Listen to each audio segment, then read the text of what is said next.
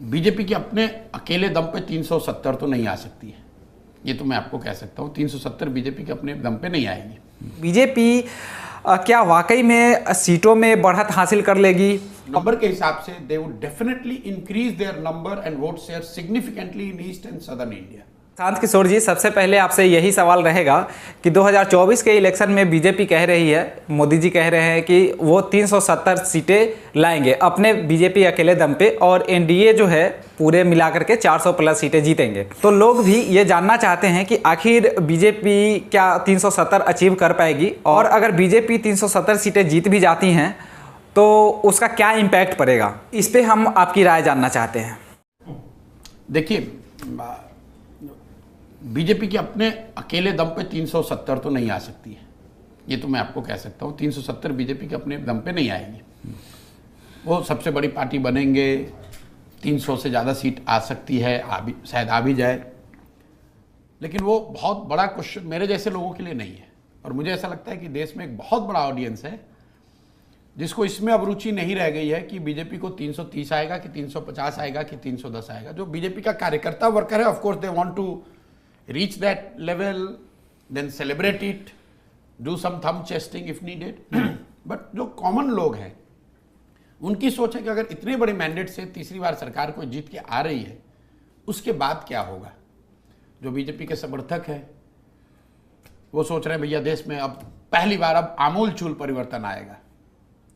वो अपने ही से तरीके से उसको इंटरप्रेट कर रहे हैं। मोदी जी ने खुद भी कहा बड़े निर्णयों के लिए तैयार हो जाइए।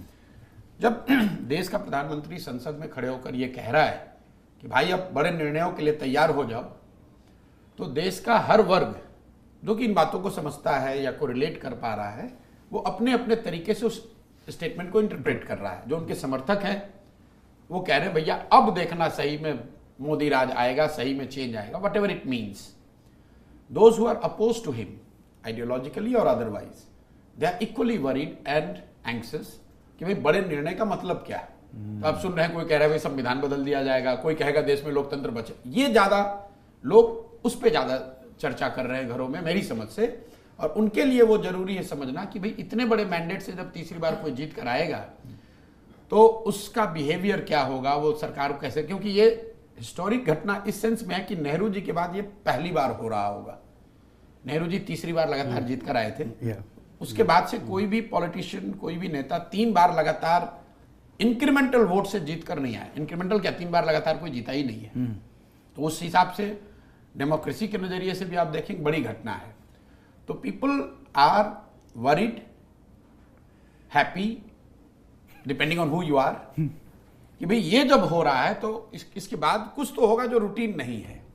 And that is what is more important for us as a country, as a citizens to understand and talk about, rather than कि उनको 310 आएगा कि 330 आएगा। बिल्कुल आपने सही कहा कि अगर कोई पार्टी 270-72 सीटों से ऊपर आ भी जाती है, मैंडेट से ऊपर उसका मैंडेट मिल जाता है, तो फिर इस बात का मतलब नहीं रह जाता लोगों के लिए कि 370 आए या 400 सीटें आए या 500 सीटें आती है, उससे आम आदमी को कोई फ़र्क नहीं पड़ता है। क्योंकि अगर सरकार पूरी मैंडेट के साथ आ रही है तो इस बात का कोई रेलेवेंस नहीं है कि वो 300 लेके आएँ या 400 लेके आएँ। मैं आपकी बात से पूरी तरह सहमत हूँ। लेकिन प्रशांत जी, आपने इलेक्शन ऑब्जर्वर के तौर पे बहुत दिनों काम किया है, तो मैं आपसे जानना चाहता हूँ कि बीजेपी क्या वाकई में सीटों में बढ़त हासिल कर लेगी, और उसके वोट प्रतिशत क्या वाकई में बढ़ने वाले हैं, इस पर आपकी क्या राय है? बीजेपी की अपनी टैली मुझे लग रहा है कि एक नंबर के हिसाब से they would definitely increase their number and vote share significantly in east and southern India. Okay. So if I'm an election observer, I would pay more attention to BJP's, how they are fighting and what is happening to them and their vote share in east and southern India. I always say, अगर मतलब BJP के 10 साल के dominance के बाद भी the states which constitutes east and southern India roughly about 220 seats, starting from Bihar, add that to Bengal, Orissa, Telangana, Andhra Pradesh, Tamil Nadu, Kerala, ये जो स्टेट है दे रफली अकाउंट फॉर 220 सीट्स।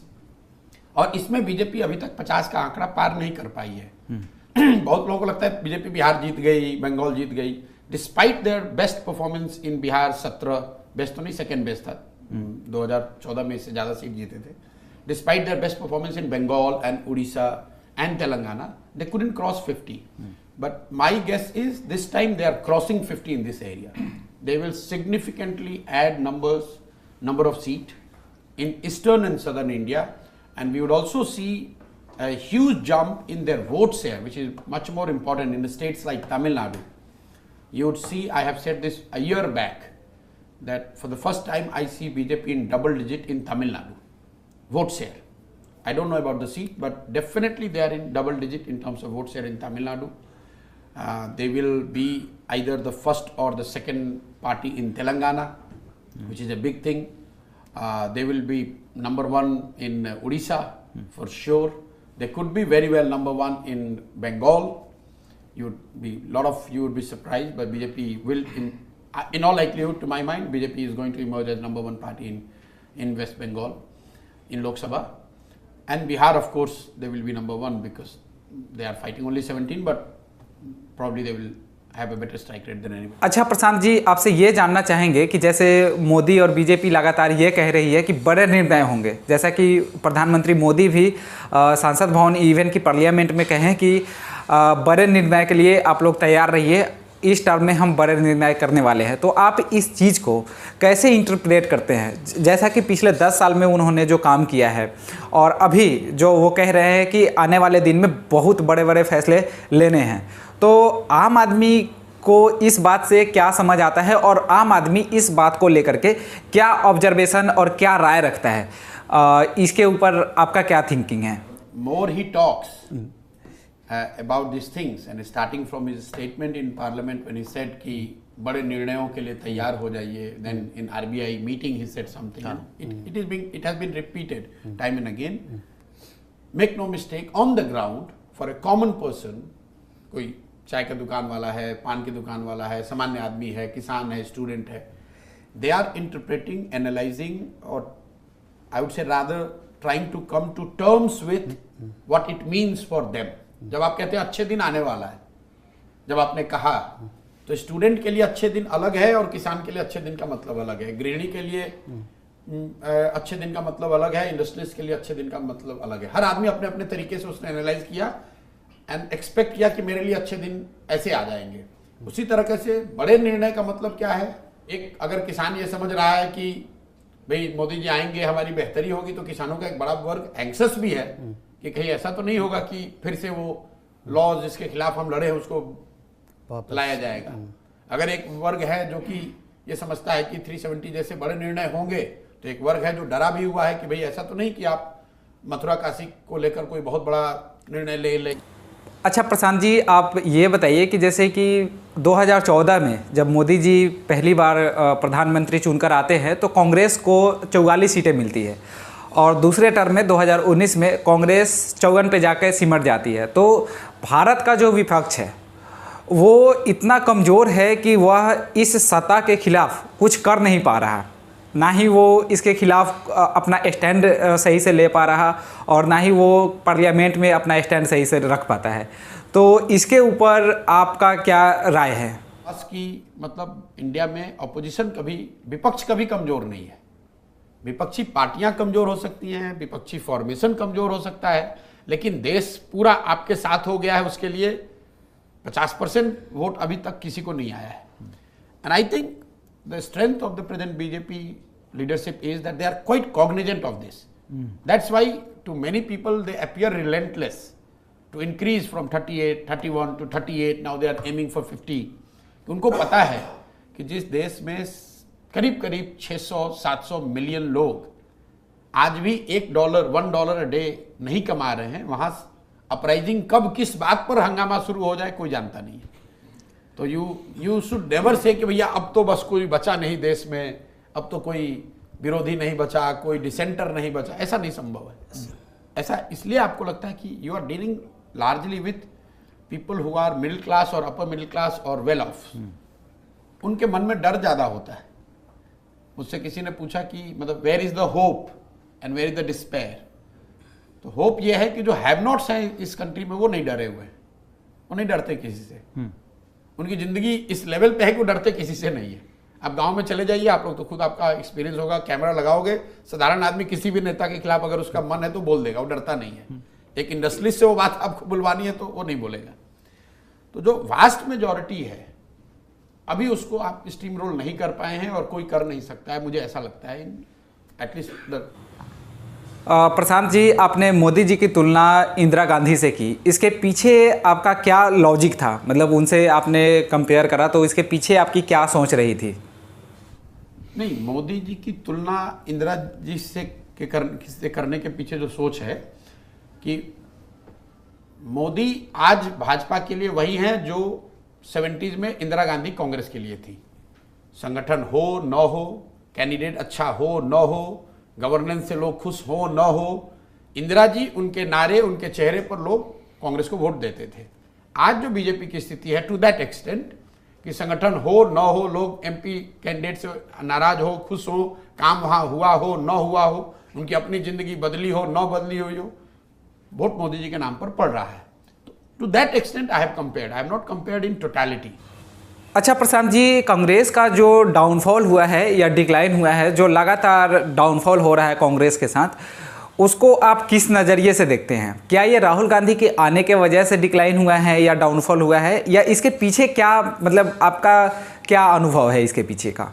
कि अगर आप कांग्रेस के डिक्लाइन को समझने की कोशिश करेंगे तो कांग्रेस का decline is not same as people say कि राहुल गांधी के आने से खराब हो गई कांग्रेस। कांग्रेस का जो डिक्लाइन है वो शुरू हुआ when Congress peaked in 1984 and there is a great deal of lesson which BJP and their leadership और their sympathisers should take from it. कि कांग्रेस का डिक्लाइन शुरू हुआ 1984 में जब उनको 400 से ज्यादा सीट आ गई और बीजेपी को 2 सीट आ गया। उनको लगा अब देश में कोई है ही नहीं, जो हम हैं, हमने जो कह दिया वही रूल है, हमने जो कह दिया वही ठीक है। 1984 के बाद से आज तक कांग्रेस इस देश को जीत नहीं पाई है। 40 बरस हो गए, 15 बरस इन बिटवीन कांग्रेस बीच में सत्ता में रही, लेकिन 5 बरस नरसिम्हा राव जी की सरकार माइनॉरिटी की सरकार थी और 2 बार यूपीए 1 और यूपीए 2 में कोalition की सरकार थी। Just to give you an example, Congress का जो डिक्लाइन है 1989 में हम लोग सब कहते हैं कांग्रेस हार गई चुनाव, लेकिन कांग्रेस पार्टी को 198, if my memory serves me well, 198 सांसद जीत कर आए थे। हम और आप, इतिहास हर जगह ये कहता है भी कांग्रेस हार गई 1989 में। 2004 में कांग्रेस के 142 सांसद जीत कर आए। हम आप कहते हैं भैया सोनिया जी के नेतृत्व में कांग्रेस जीत गई, लेकिन कांग्रेस एज ए पार्टी का तो डिक्लाइन हुआ भाई। 198 लेकर आप हारे हुए माने गए और 142 लेकर समाज ने आपको विजेता घोषित कर दिया। तो when you plot the data of Congress journey, the decline is secular, their vote share, their number of seats. कोई आपको बोलेगा नहीं 2009 में 1 लोकसभा में बढ़ गया था, दैट्स देयर। लेकिन अगर आप कांग्रेस का वोट शेयर देखेंगे, नंबर ऑफ असेंबलीज को देखेंगे जहां वो नंबर 1 या नंबर 2 रहे हैं across country, it is a secular decline 40 years। That tells you कि it is not about an individual. कहीं ना कहीं कांग्रेस की फॉर्मेशन में there is an structural flaw in the way party has been structured, the way they function, the way they connect with people, the way they do their outreach, the way they reward their workers। जब तक आप उसको नहीं address करोगे तो आप सिर्फ leaders को बदलते रहोगे ऊपर, चाहे आप CWC बदल दो, PCC बदल दो, राहुल गांधी के जगह किसी दूसरे को लाओ, कोई बहुत बड़ी सफलता आपको मिलने वाली नहीं है, क्योंकि reason of decline is structural and what you are trying to do is some temporary, some executive measure. अच्छा भाई प्रशांत किशोर को ले आओ, ये चुनाव जिता देंगे, तो पहले तो जिता नहीं सकते, और अगर जिता भी दिए तो भी वो लॉन्ग टर्म नहीं होने वाला है। सो प्रशांत जी, बीजेपी खास करके और जितनी भी सारी पार्टियां हैं विपक्ष की, उन पर ये आरोप लगाती है कि वो परिवारवादी पार्टियां हैं। तो क्या ये परिवारवाद भी एक मुद्दा है और इसका आम लोगों पे क्या इम्पैक्ट है? क्या आम लोग भी इस बात से एग्री करते हैं कि परिवारवाद नहीं होना चाहिए, और इसका क्या इम्पैक्ट पड़ता है पॉलिटिकल कैरियर पे, और ये आरोप कितना सही है और ये कितना इम्पैक्टफुल है, इसके बारे में आपका क्या राय है? लोगों के नज़रिए से दम है। मैं इसमें नहीं जाऊंगा कि कांग्रेस ज़्यादा परिवारवादी है कि राजद है कि सपा है कि बीजेपी है, वो तो तू मैं की बात है। लेकिन अगर आप पब्लिक के नज़रिए से देखें तो लोगों में जरूर ये बात है कि अगर आप you are becoming the leader just because of the surname, तो किसी जमाने में शायद पोस्ट इंडिपेंडेंट इंडिया में वो आपके लिए एडवांटेज था कि आप राजा के लड़के हैं या किसी बड़े बाप के लड़के हैं या you are carrying a significant surname.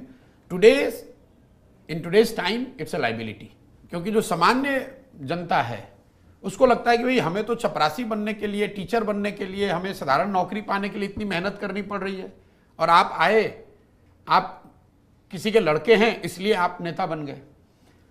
और आप पब्लिक के बिहेवियर को सेकंड करने की मैं जो बात कह रहा हूं उसको स्ट्रेंथन करने के लिए मैं आपको आर्गुमेंट ये दूंगा कि आप देख लो जितने लोग इस तरह के आए हैं उनको सबको असफलता ही हाथ लगी है।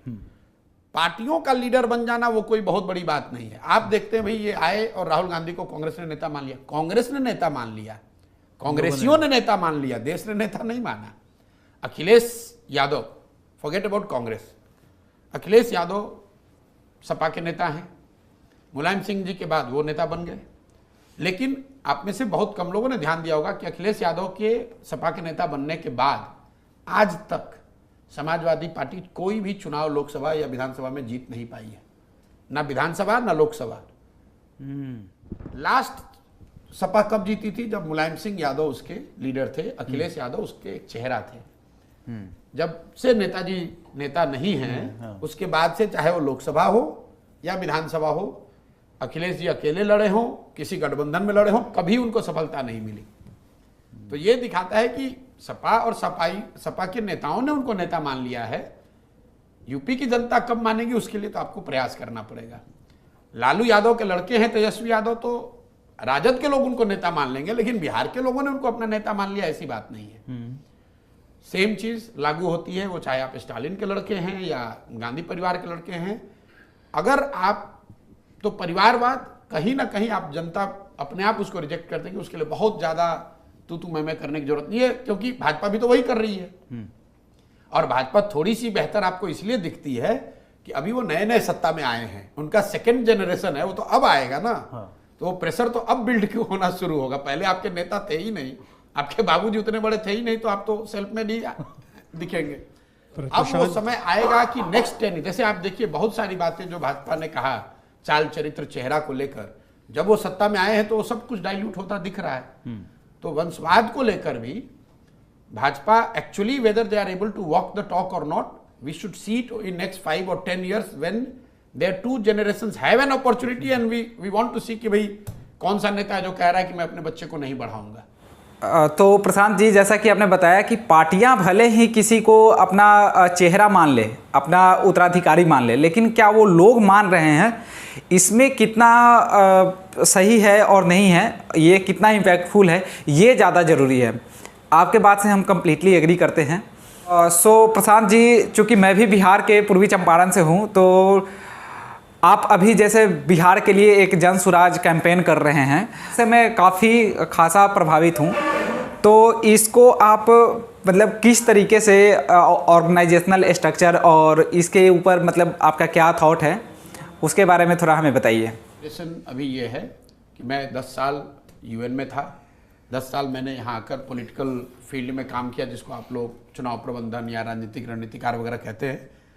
अब मैंने 20 साल में जो भी मेरा अनुभव रहा है, मेरा एस्पिरेशन ये है कि सबको समेट के ले जाकर मैं अपने राज्य बिहार में वो काम करूं जिससे अगले 10 साल में बिहार देश के अग्रणी राज्यों में शामिल हो। Today Bihar is the most deprived, poorest, मतलब सबसे गरीब, पिछड़ा, शिक्षित, बेरोजगार राज्य इस देश में अगर कोई है तो बिहार है।